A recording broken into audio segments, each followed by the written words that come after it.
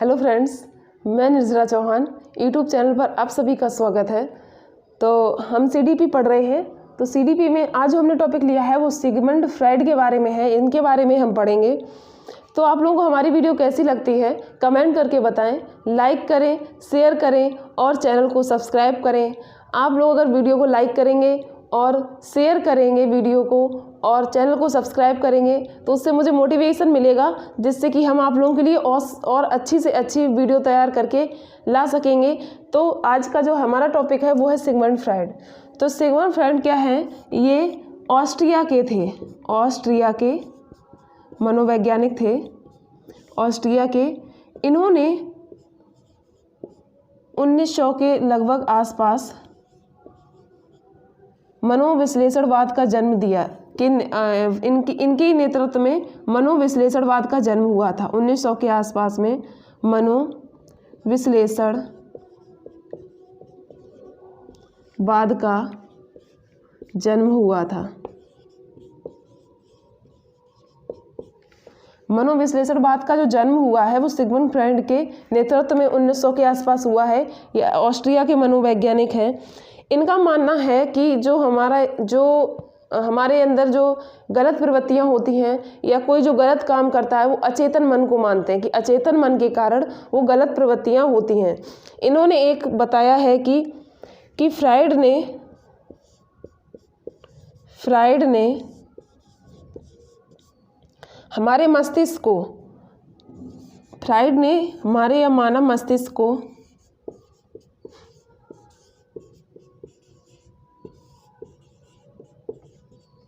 मानव मस्तिष्क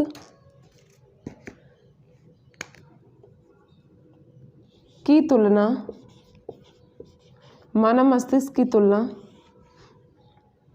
एक विशाल तैरते हुए हिमखंड से की है। विशाल तैरते हुए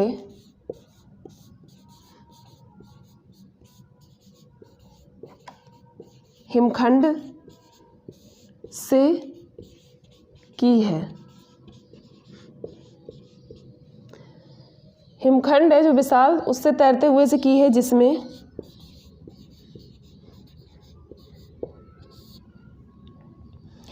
क्या होता है, जो ऊपरी जो भाग है, जो बाहरी भाग है, जो बाहर तैर रहा है, जो तैरता है वो बाहर निकला हुआ है, बाहर तैरता हुआ भाग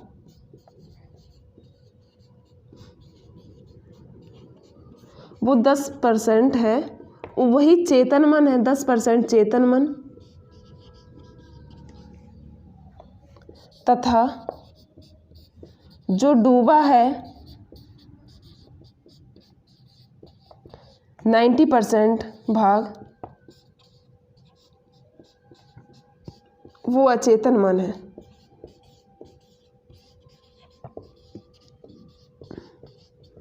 तो इन्होंने कहा है, इन्होंने जो तुलना की है हमारे मस्तिष्क की, मानव मस्तिष्क की, वो एक विशाल तैरते हुए हिमखंड से की है, जिसमें जो 10% जो भाग जो बाहर निकला हुआ होता है वो चेतन मन बताया है, और जो डूबा हुआ 90% भाग जो होता है वो क्या है? अचेतन मन है। तो इन्होंने ये कहा है चेतन अचेतन मन के बारे में। फिर इन्होंने चेतना का विभाजन किया है।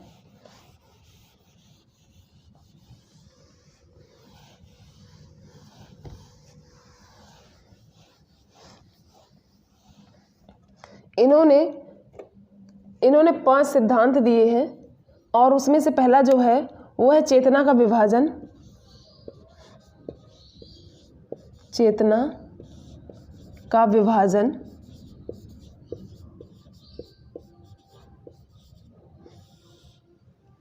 चेतना का विभाजन 3 स्तर में किया है इन्होंने।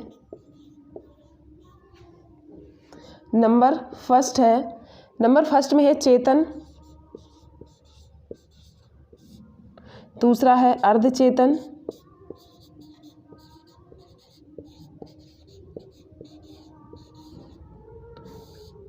अर्धचेतन या जिसको अवचेतन बोलते हैं,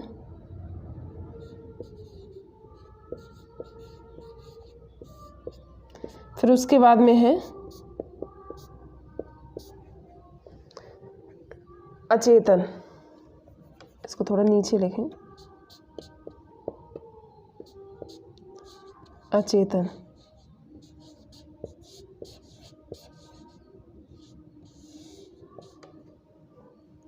तो इन्होंने क्या कहा है कि चेतन, अर्धचेतन या अवचेतन या अचेतन क्या है। तो इन्होंने बताया है कि वर्तमान में जो हमारे जो दिमाग में जो चल रहा है वो चेतन है। वर्तमान में जो हमारे माइंड में है, वर्तमान में जो हमारे संज्ञान में है, मन में, संज्ञान में, माइंड में है, संज्ञान में चल रहा है,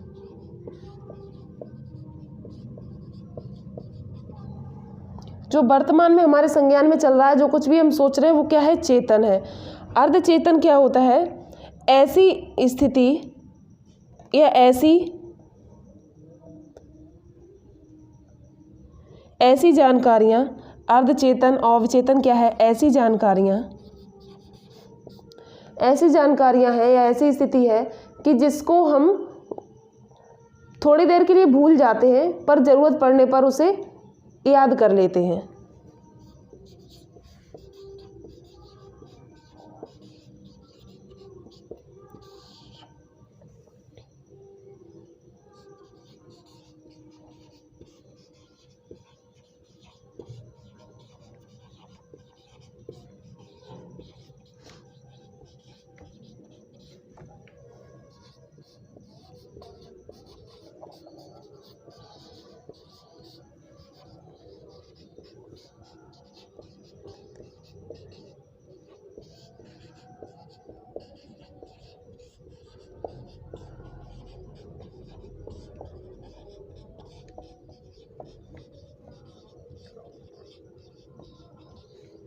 तो इसमें क्या होता है, कोई जैसे जानकारी है, कभी कभी हम कोई चीज़ कहीं रख देते हैं तो उसे भूल जाते हैं, लेकिन थोड़ी देर बाद जब हमें उसे याद करने की कोशिश करते हैं तो वो मुझे याद आ जाती है। तो वही है अर्धचेतन और अवचेतन।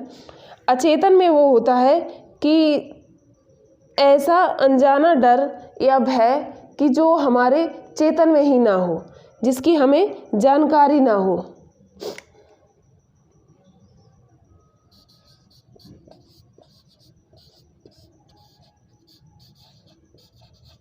कोई अनजाना डर,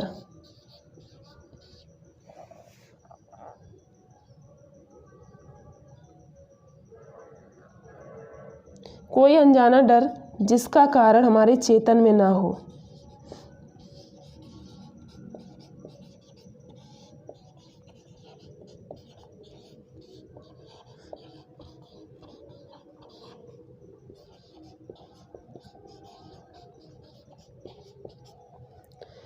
जैसे कभी कभी हमें कोई डर लगता है लेकिन हमें उस बारे में पता नहीं होता है, उसका कारण नहीं पता होता कि ये हमें डर क्यों लग रहा है। तो वही चीज़ में बताएगी, जैसे कोई अनजाना डर है जिसका कारण हमारे चेतन में ना हो, हमें ना पता हो, तो वो अचेतन होता है। अर्धचेतन में ऐसी स्थितियाँ आती हैं कि जब हम कोई चीज़ थोड़ी देर के लिए भूल जाते हैं लेकिन ज़रूरत पड़ने पर उसे याद करें तो याद आ जाता है, और जो वर्तमान में हमारे संज्ञान में जो चल रहा होता है वो चेतन होता है। तो ये आप लोगों को समझ में आया होगा, उम्मीद है कि आप लोगों को समझ में आया होगा। उसके बाद में हम पढ़ेंगे, इन्होंने एक विस्मृति का सिद्धांत भी दिया है।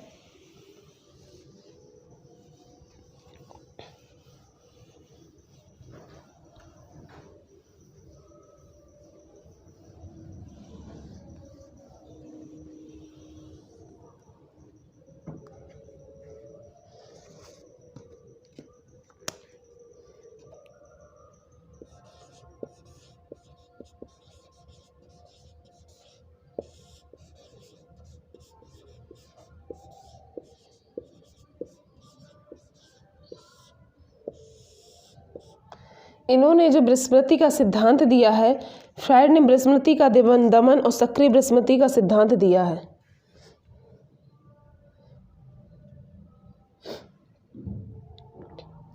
विस्मृति का दमन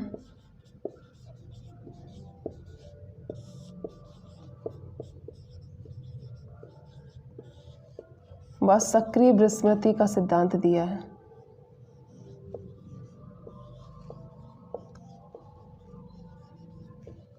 इसको ही बोलते हैं विस्मृति, जो विस्मृति का सिद्धांत है, इसको ही विस्मृति का दमन और सक्रिय विस्मृति का सिद्धांत कहते हैं।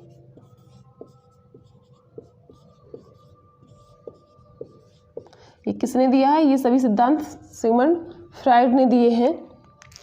तो इसका जो विरोध है, मनोवैज्ञानिक हैं एबिंगहॉस, इसको इन्होंने निष्क्रिय विस्मृति का सिद्धांत कहा है। इन्होंने विरोध किया है विस्मृति का दमन और सक्रिय विस्मृति का सिद्धांत जो सिगमंड फ्राइड ने दिया है, वो जो है मनोवैज्ञानिक हैं एबिंगहॉस, इन्होंने विरोध किया है। इसे इन्होंने निष्क्रिय विस्मृति का सिद्धांत बताया है। तो हम देखते हैं उन्होंने विरोध किया है, लेकिन इन्होंने सिगमंड फ्राइड ने जो दिया है विस्मृति का दमन और सक्रिय विस्मृति का सिद्धांत जो दिया है, इसके बारे में इन्होंने क्या कहा है? इन्होंने कहा है कि इसके अनुसार, जो ये सिद्धांत है, इसके अनुसार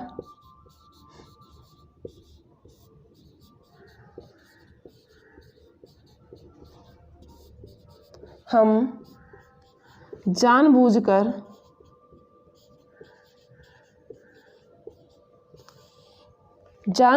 जो हमारी दुखद यादों को बलपूर्वक भुलाने की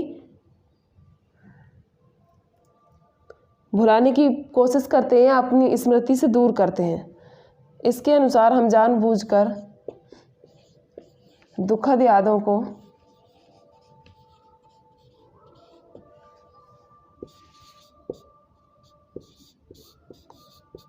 बलपूर्वक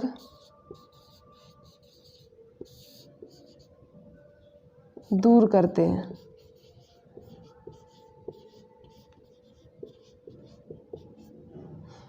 यही सिद्धांत के बारे में इन्होंने बताया है। विस्मृति या सक्रिय विस्मृति, मान लो कि दुखद यादें हम भूलते नहीं हैं पर बलपूर्वक उन्हें भुलाने की कोशिश करते हैं, इसलिए सक्रिय विस्मृति कहा गया है कि इसके अनुसार हम जानबूझकर दुखद यादों को बलपूर्वक दूर करते हैं। फिर उसके बाद में इनका सिद्धांत है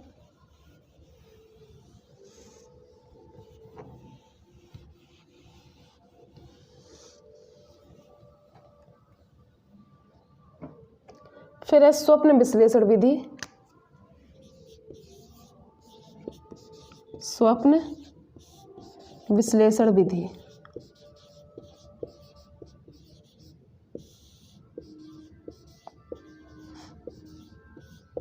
इसको लिखेंगे नहीं, आप लोग इसको ऐसे ही समझ लो, समझ में आ जाएगा।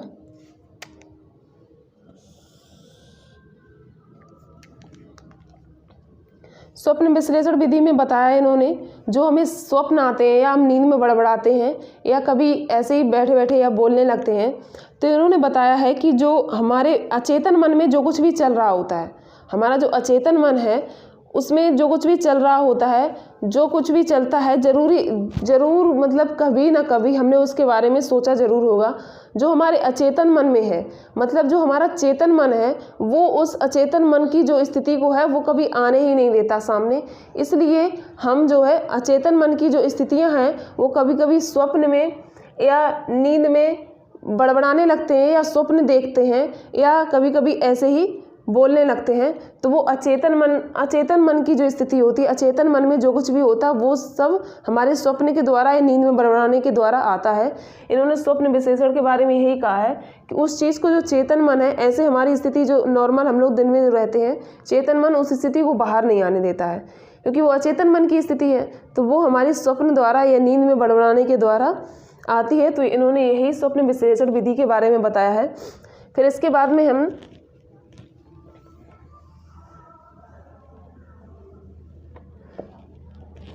इसके बारे में फिर बताया गया है कि इन्होंने जो वो क्या कहते हैं व्यक्तित्व का विभाजन किया है, सिद्धांत दिया है। तो इन्होंने व्यक्तित्व विभाजन दिया है।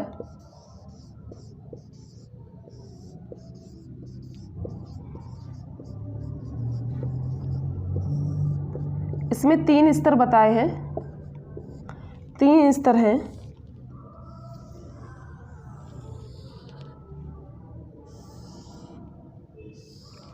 नंबर पहला है इदम, फिर है अहम, फिर है पराअहम।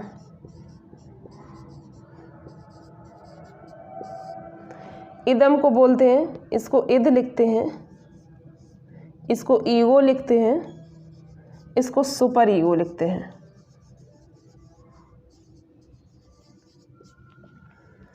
ये हमारा क्या है, अचेतन है।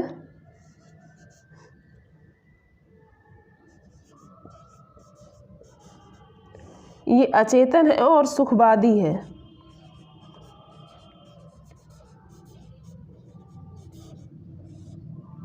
ठीक है, ये आंशिक चेतन और आंशिक अचेतन है।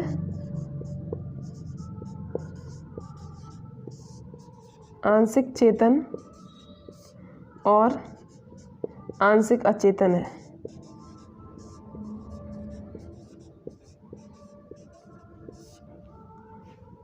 और ये चेतन है,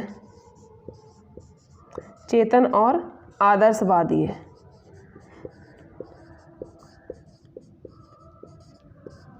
इसमें क्या क्या आता है,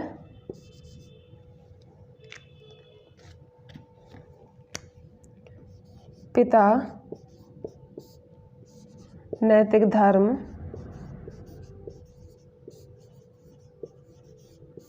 और नैतिक धर्म और पुलिस, कोर्ट। और अहम में क्या आता है, वास्तविकता आती है। इसमें वास्तविकता होती है और तार्किक क्षमता होती है और समायोजन होता है।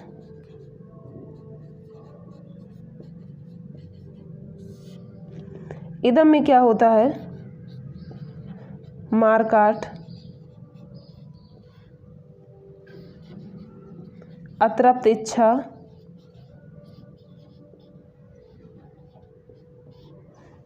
और अनैतिक काम वासना।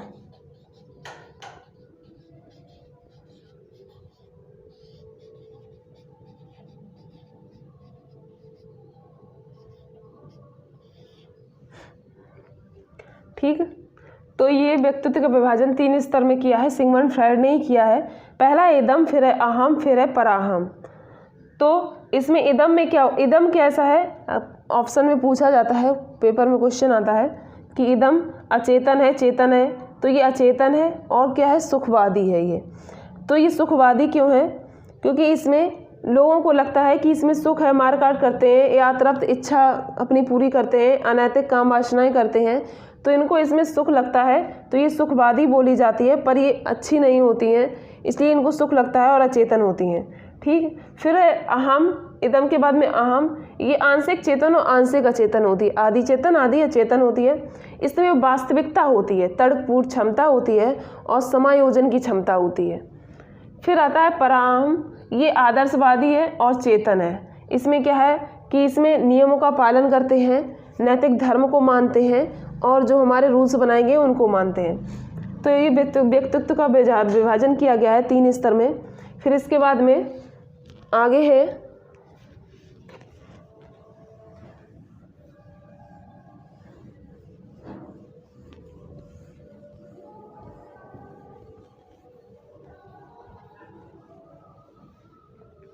इन्होंने ही मनोलैंगिक विकास का सिद्धांत दिया है। 5 सिद्धांत दिए थे।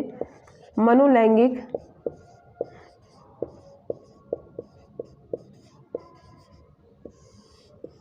विकास का सिद्धांत दिया है।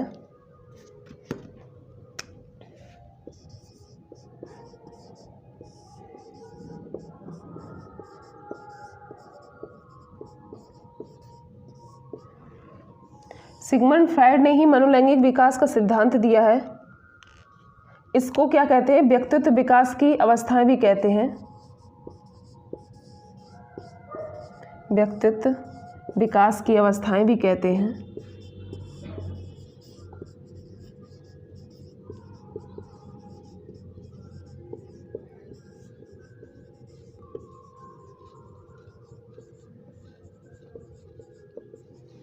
व्यक्तित्व विकास की अवस्थाएं भी कहते हैं। इस सिद्धांत की इन्होंने कुल 5 अवस्थाएं बताई हैं। इस सिद्धांत की 5 अवस्थाएं बताई हैं।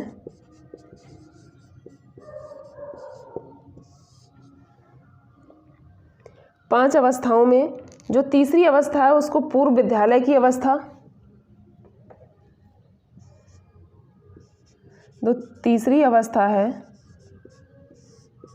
उसको पूर्व विद्यालय की अवस्था,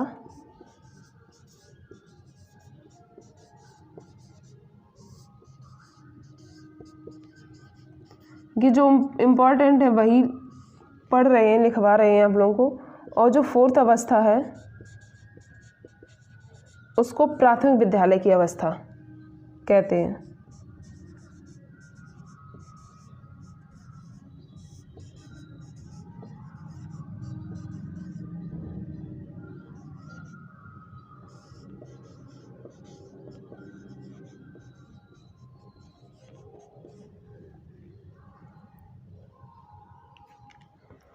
तो जो तीसरी अवस्था है उसको पूर्व विद्यालय की अवस्था और चौथी को प्राथमिक विद्यालय की अवस्था कहते हैं। इसके बाद में इनकी काम वासना पर आधारित अवस्था का नाम और काम वासना का जो केंद्र है उसकी जो अवस्थाएं दी गई उसको हम लिखेंगे। 5 अवस्थाएं जो दी गई हैं उन्हें तीसरी चौथी अवस्था की ये नाम है, लेकिन वो 5 अवस्थाएं जो है काम वासना पर आधारित उन्होंने दी हैं, तो उसकी टेबल हम बनाएंगे।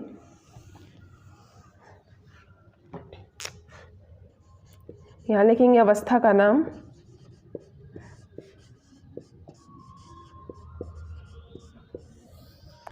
फिर है उम्र, फिर है काम वासना का केंद्र,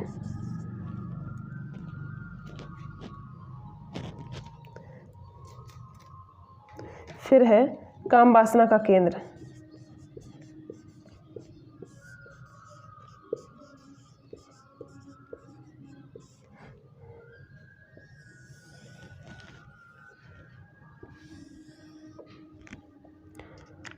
इसमें सबसे पहले आती है मुखी अवस्था।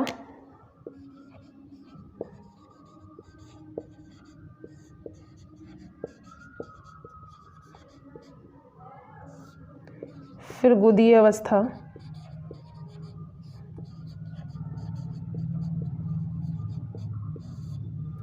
फिर है लैंगिक, फिर है सुप्तावस्था,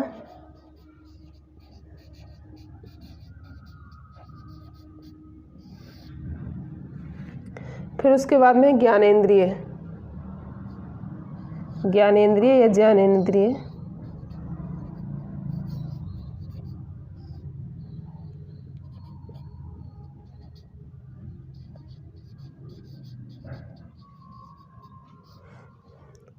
तो ये अवस्थाएं हैं मुखी अवस्था, गुदीय, लैंगिक अवस्था, सुप्तावस्था और ज्ञानेंद्रिय अवस्था है। इसकी जो होती है 0 से 1 वर्ष,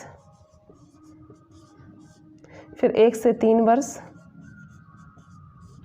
3 से 6 वर्ष,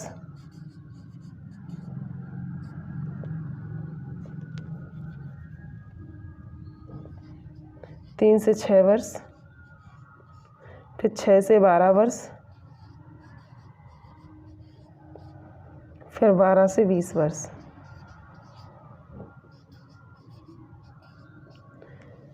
पहले इनकी जो काम वासना रहती है वो मुख पर रहती है, मुख पर रहती है।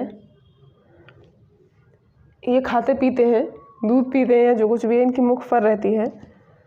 फिर गुदा पर आती है, फिर ये जो है फिर लैंगिक जो अवस्था होती है इसमें 3 से 6 वर्ष की एज होती है। इसमें इनमें समलिंगी ईर्ष्या आ जाती है, समलिंगी ईर्ष्या आ जाती है। इनमें जो है समलिंगी ईर्ष्या आती है। फिर ये क्या होते हैं, शांत,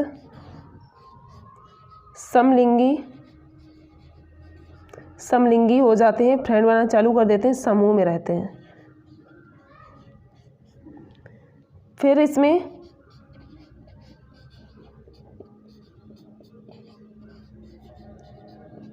और विषमलिंगी हो जाते हैं। इन अंगों पर इनका काम वासना पहुंच जाती है और ये विषमलिंगी से दोस्ती करना शुरू करते हैं। तो ये 5 अवस्थाएं दी गई हैं। तीसरी अवस्था को पूर्व विद्यालय की अवस्था, 5 अवस्थाएं जो दी गई थी, और चौथी को प्राथमिक विद्यालय की अवस्था कहते हैं।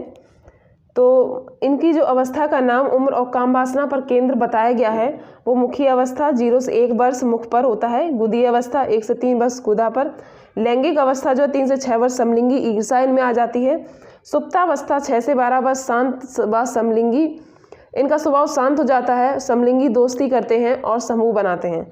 फिर ज्ञानेंद्रीय अवस्था जो है 12 से 20 वर्ष, यौनांगों पर इनकी काम वासना और विषमलिंगी से फ्रेंड बनाना स्टार्ट करते हैं। फिर इसके बाद में इनकी जो समलिंगी ईर्षा जो है उसके बारे में बताया गया है, इनकी कौन सी ग्रंथि से वो होता है।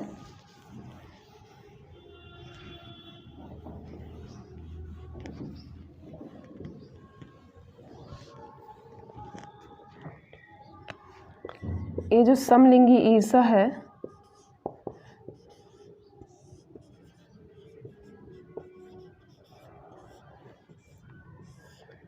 बालक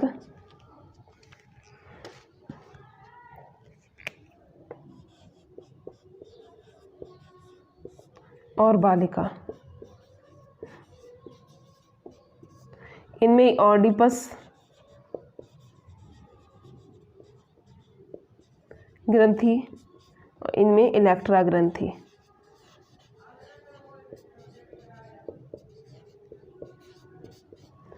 इनमें क्या होता है, बालिका में पितृ प्रेम,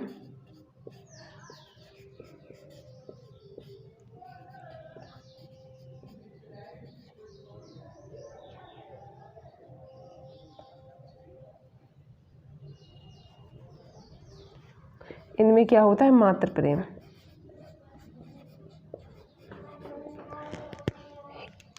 समलिंगी ईर्षा भी बताया था 3 से 6 वर्ष की एज में आता है ये।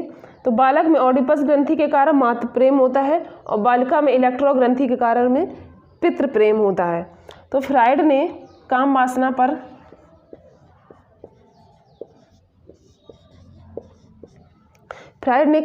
को जीवन का आधार मानते हुए इसे लिबिडो कहा है।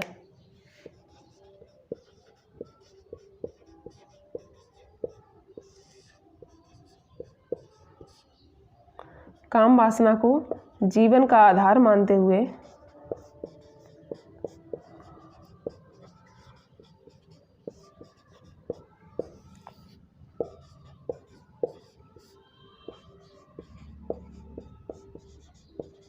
इसे लिबिडो कहा है।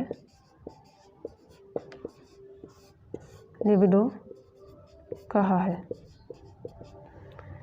इन्होंने काम वासना को, फ्राइड ने काम वासना को आधार मानते हुए लिबिडो कहा है। ऑडिपस इलेक्ट्रा ग्रंथि ये है। उसके बाद में एक छोटा सा पॉइंट और है,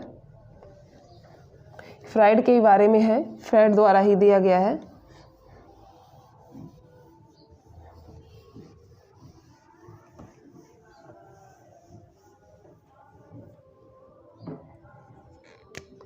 सिगमंड फ्राइड के द्वारा दिया गया है कि व्यक्तित्व के व्यवहार में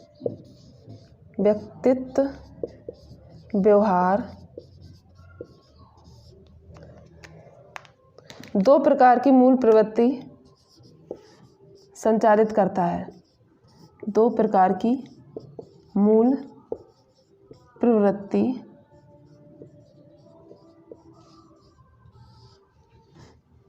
संचालित करता है।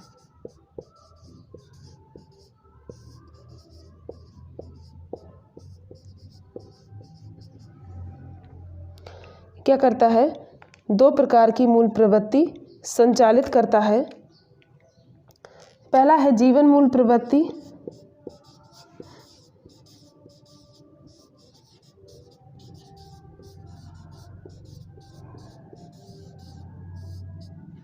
दूसरा है मृत्यु मूल प्रवृत्ति।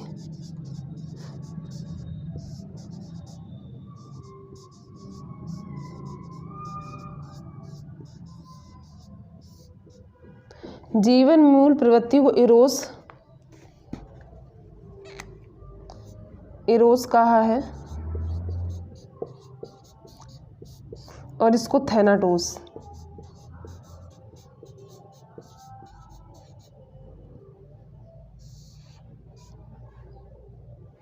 इसमें क्या होते हैं? निर्माणात्मक कार्य होते हैं।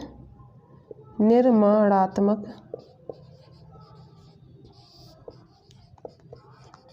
और इसमें विध्वंसक कार्य होते हैं। विध्वंसक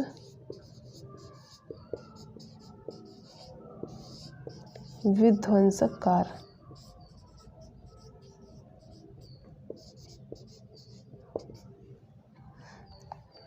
तो फ्रायड ने व्यक्तित्व व्यवहार दो प्रकार की मूल प्रवृत्तियाँ, इन्होंने फ्रायड ने ही कहा है कि व्यक्तित्व व्यवहार दो प्रकार की मूल प्रवृत्तियाँ संचालित करता है। पहला जीवन मूल प्रवृत्ति जिसे इरोस कहते हैं, दूसरा है मृत्यु मूल प्रवृत्ति जिसे थैनाटोस कहते हैं। जीवन मूल प्रवृत्ति इरोस में निर्माणात्मक कार्य होते हैं और मृत्यु मूल प्रवृत्ति थैनाटोस में विध्वंसक कार्य होते हैं। तो ये हमने आज सिगमंड फ्रायड के बारे में पढ़ा है। तो आप लोगों को हमारी वीडियो कैसी लगी कमेंट करके बताएं, लाइक करें, शेयर करें और चैनल को सब्सक्राइब करें, जिससे मुझे भी मोटिवेशन मिले और आप लोगों के पास अच्छी से अच्छी वीडियो पहुंचा सकें।